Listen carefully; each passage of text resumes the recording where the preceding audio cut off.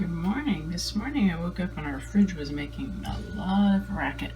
So I pulled it out in the back, and this part here, the cardboard, was covered with all of this fuzz.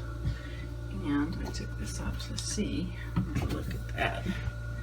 I think that could be the problem. So I have it unplugged and I'm going to clean that off and see if I can stop all this racket.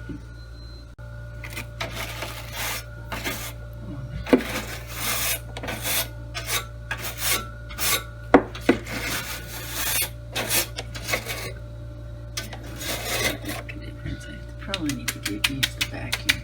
My husband's sleeping, so I'm trying not to make too much noise.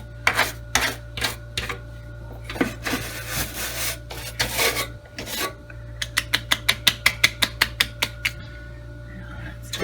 Gotta get a difference.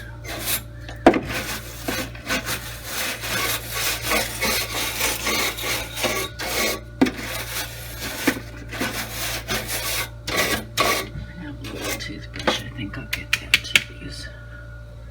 But yeah, that's pretty yucky, huh? Yeah, need to get a toothbrush to get up under there. This is the only brush I have right here. But nothing else looks too bad. But I'm sure that's probably gonna make a world of difference. See you later. Okay, that looks quite a bit better. And now we'll see if it helps. Clean up back here. I think you probably need to do this quite often, maybe at least once a year, to keep it from getting like this. I looked at this refrigerator, it looks like it's from, almost not focusing, 2016. So yeah, probably has never been done. Alright, bye. I figured in case anyone doesn't know how to do this, this little piece of cardboard is on the back here, and it just has spots with those screws, so it just goes.